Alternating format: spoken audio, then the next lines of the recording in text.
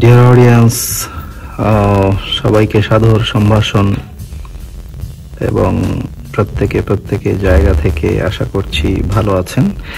আজকে খুব নতুন এক ধরনের একটা ভিডিও নিয়ে হাজির হলাম। এটা আসলে ভিডিও, আপনারা জানেন যে এই চ্যানেলে আমি আমার ব্যক্তিগত যে তথ্যগুলো সেগুলো সাধারণত মেমোরি রাখার জন্য শেয়ার করে থাকি।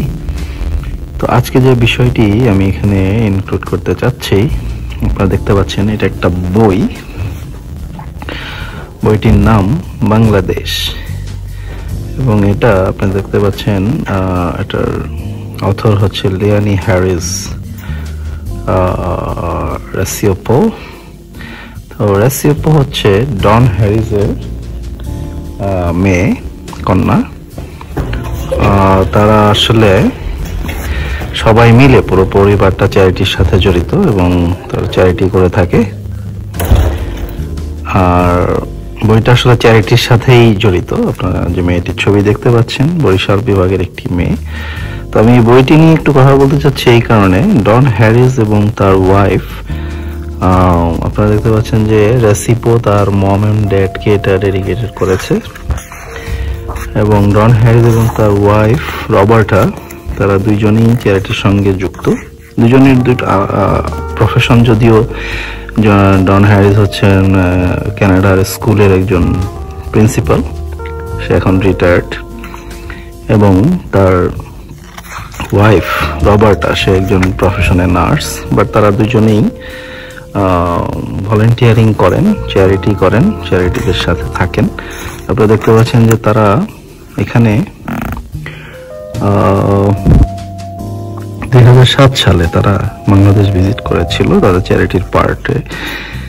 তারা 33টা দেশে, মানে তারা যে অর্গানাইজেশনের সঙ্গে কাজ করে, এখানে দেখতে পাচ্ছেন তারা এখানে বাংলাদেশ এবং কানাডার একটা ওভারভিউ তুলে ধরেছে এই বইতে। তো যেটা বলছিলাম, তারা যে চ্যারিটির সঙ্গে কাজ করে সেটার নামটা এখানে মেবি দেয়া আছে একটা, এটা সম্ভবত SCAW। এই যে এখানে দেখতে পাচ্ছেন SCAW চ্যারিটিটার নাম। এটা 1970 সালে এটা বিল্ড আপ হয়েছে। আমি জাস্ট এই বইটা কেন দেখাচ্ছি, কারণ এটার সঙ্গে একটা জাস্ট আমার একটা ভালো লাগাও জড়িত। কারণ তাদের সঙ্গে আমার কানাডায় পরিচয়, এবং তারা খুবই আন্তরিক। বলল বাংলাদেশে গিয়েছিল 2007-এ, তারা কি করেছে, কি ধরনের ছবি তুলেছে, সেই ছবিগুলোকে তারা মেমোরি করে রেখেছে। তাদের মেয়ে, এই যে যার নামটা প্রথমে বললাম, লিয়ানা হ্যারিস রেসিপো, তাদের মেয়ে, তারা বাবা মার এই মেমোরিটাকে সংরক্ষণের জন্য এই বইটা ছাপিয়ে দিয়েছে। দেখতে পাচ্ছেন বাংলাদেশের বিল্ডিং, এগুলো তারা সংরক্ষণ করেছে। আমাদের টাইপিক্যাল ডাউনটাউন, যেটাকে আমরা পুরনো ঢাকা বলি, তারা এই যে এই ধরনের ছবিগুলো এই বইতে রেখেছে। বাসের পেছনে অংশ, পাবলিক ট্রান্সপোর্টের একটা অবস্থা তুলে ধরতে চেয়েছে। প্লাস এখানে ফ্ল্যাট ফিল্ডস, মানে যেখানে সাধারণত বন্যা দুর্গত এলাকা, এটা দেখানোর চেষ্টা করেছে। রাস্তাঘাটে রিক্সা এবং টেম্পো কিছু দেখানোর চেষ্টা করেছে। প্লাস পুরনো ঢাকার কিছু বাড়ি ঘর, গ্রামের বাড়ির কিছু বাচ্চাদের, এবং এই ছেলেটা সে 200 কিলোমিটার ট্রাভেল করে এসেছে এই তাদের এই রিলিফ, মানে বেড কিট নেওয়ার জন্য। তারা আসলে এই ক্যানাডিয়ান সব ভলেন্টিয়ার্সরা বাংলাদেশে গিয়েছিল, এবং সেখানে বরিশাল প্রভিন্সের যে মহিলা, তাদের একটা চিত্র, ট্রেডিশনাল যে ড্রেস বাংলাদেশি মহিলাদের, সেটা তুলে ধরার চেষ্টা করেছে। ব্রিফ হিস্টরি তারা এখানে দিয়েছে বাংলাদেশে কবে থেকে কিভাবে আস্তে আস্তে করে হিন্দু থেকে মুসলিম, মুসলিম থেকে ব্রিটিশ থেকে আবার মুসলিম, কিভাবে ট্রান্সফার হলো, বাংলাদেশ নামকরণ হলো, এরকম একটা ওভারভিউ তারা তুলে ধরতে চেষ্টা করেছে হিস্ট্রি থেকে নিয়ে। এখানে সদরঘাট বা ওই এলাকার কোনো একটা জায়গার চিত্র তুলে ধরেছে। মেঘনা নদীর লঞ্চ ঘাট, এটা চিটাগং প্রভিন্সের একটা ছবি তারা রেখেছে, জাস্ট তারা তাদের মেমোরির জন্য রেখেছে। আর আমি আমার মেমোরির জন্য, যেহেতু কানাডায় এসে তাদের সঙ্গে পরিচয় এবং তারা এই বইটা আমাকে দেখালো, চিন্তা করলাম বইটা একটা ভিডিও করে রাখি। অবশ্যই তাদের অনুমতি নিয়েই করছি। এই যে অ্যারিয়াস কিন্তু 8 ভলেন্টিয়ার, ও হচ্ছে প্যারা 8 এবং জানে যে মানুষকে কিভাবে রেস্কিউ করতে হয়। এর একটা ঘটনা আছে, একটু পরে বলছি। এই যে তারা কিছু চিত্র তুলে ধরার চেষ্টা করেছে এই বইতে, এবং বাচ্চাদের কিছু চিত্র তারা তুলে ধরার চেষ্টা করেছে। এবং এখানে দেখতে পাচ্ছেন ডাম্পিং স্টেশন, এবং মাদাররা কেমন হয়, বাংলাদেশি অমনরা তাদের ড্রেস আপ কেমন হয়, এ ধরনের কিছু ভিউ তারা এই বইতে রেখে দিয়েছে। মুসলিমরা কি করে, প্রেয়ার কিভাবে করে, তাদের প্রেয়ারের মস্কের কিছু ছবি, কনজারভেটিভ ভিলেজ। তারপর এই যে কিছু বোরকা পরা মহিলা যারা কিনা বিভিন্ন রকম উপাসনালয়ে তারা ব্যস্ত। তারপরে হচ্ছে এখানে কিছু রবীন্দ্রনাথ ঠাকুরের কিছু কথা লিখে দিয়েছে। এবং এই যে ডন হ্যারিস তার ইয়াং টাইমে, তার সঙ্গে আমার এখন যখন দেখা, এখন তার এজ হচ্ছে 25, তার এজ যখন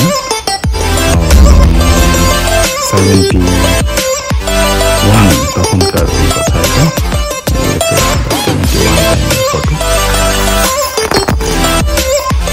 এবং চ্যারিটি তারা খুবই লাইক করে।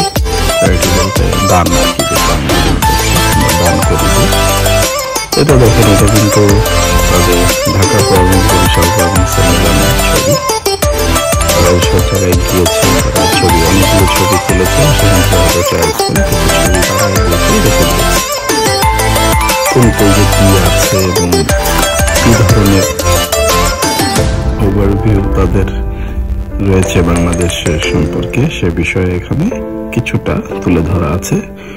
এবং যে এরা ভলেন্টিয়ার ছিল তাদের সময়। তো এই ছেলেগুলো হয়তো কোথায় আছে, ছেলে মেয়েগুলো জানি না, তবে তাদের ছবি বা তাদের কৃতকর্মগুলো যে এখনো কোথাও সংরক্ষিত আছে, এটা তারা জানে কিনা আমি জানি না। এই যেখানে দেখতে পাচ্ছেন প্যারিস, আর এটা হচ্ছে মিসেস রবার্টা, উনি হচ্ছে ডন হ্যারিসের ওয়াইফ, পেশায় একজন নার্স। ওনারা গিয়েছিলেন। আমার চ্যানেলে সাধারণত আমি বই নিয়ে কখনো কোনো ভিডিও করিনি, এটাই হয়তো ফার্স্ট। এবং রবীন্দ্রনাথ ঠাকুরের কিছু কথা এখানে দেওয়া আছে। তারপর এখানে আমাদের জাতীয় পশু পাখি, ফুল ফল সবকিছু ব্যাপারে বলা আছে। ডাউনটাউন আমাদের যে এটা হচ্ছে চকবাজারের কথা। রিক্সা তোলা তারা খুবই লাইক করেছে। দোকানদার কিভাবে দোকানে ওয়ার্ক করে, এবং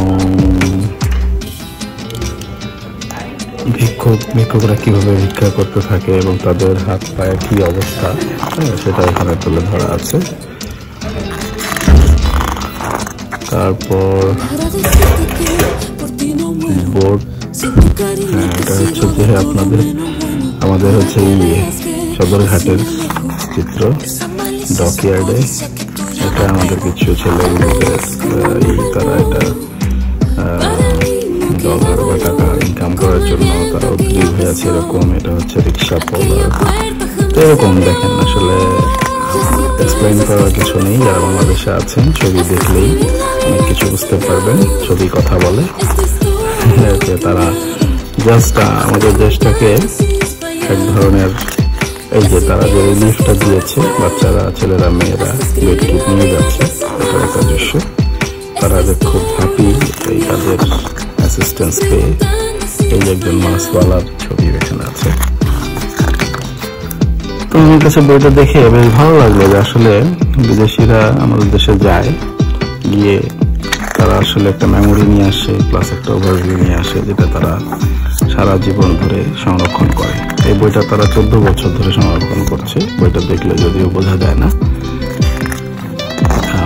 10 সালে এই বইটা তাদের মেয়ে তাদের জন্য করে দিয়েছে। তারা 7 সালে 2007-এ গিয়েছিল বাংলাদেশ। এই যে আরিস, সে এখন একটা চার্চের বিশপ শুনলাম ডন ভ্যালিতে। তার এই যে 3জন ভলেন্টিয়ার বাংলাদেশের ছিল, তারা নিশ্চয়ই এখন বড় হয়ে গিয়েছে। কোথায় আছে জানি না। আমার ভিডিওটা হয়তো দেখলে তাদের ভালো লাগবে।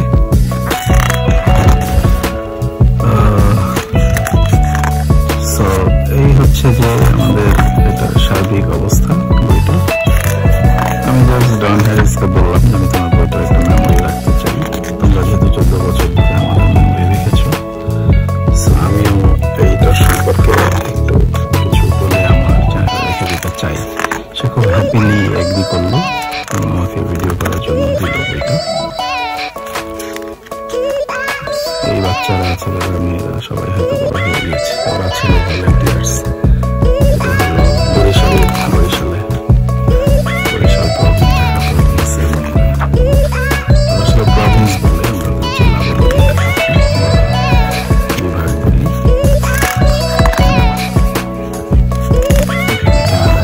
প্রভিন্স বলা হয়। সেই মুহূর্তে আমি আজকে হচ্ছে কানাডায়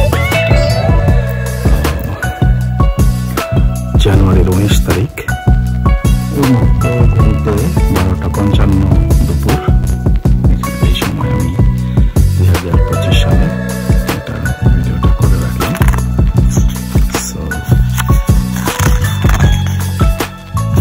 এই যে এটা হচ্ছে যে তাদের মেয়ে, ডন হ্যারিসের মেয়ে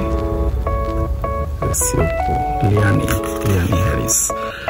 আর এটা হচ্ছে ডন হ্যারিসের ওয়াইফ, দেখিয়েছি মিসেস রবার্ট। এই হচ্ছে আরিসকে বারবার দেখানোর উদ্দেশ্য হলো তাকে নিয়ে একটা কাহিনী ডন হ্যারিস মাঝে মাঝেই বলে, যেটা তাদের কাছে খুবই ভালো লাগে। কাহিনীটা হলো ডন হ্যারিস একজন ইন্ডিয়ান মহিলাকে বিয়ে করেছে। নাম তার ললিতা। সে ভলেন্টিয়ারিং করতে গিয়েছে সেখানে ইন্ডিয়ায়, এবং সেখান থেকে পছন্দ করে তাকে বিয়ে করেছে, কানাডায় নিয়ে এসেছে এবং তাদের ফার্স্ট চাইল্ড হচ্ছে নেক্সট মান্থে জানালো। তো এই ইতিহাসটা সে মাঝে মাঝেই বলে, আমারও খুব ভালো লাগে। তো ডিয়ার অডিয়েন্স, এই ছিল এই বইয়ের গল্প, বাংলাদেশ বাই লিয়ানা হ্যারিস।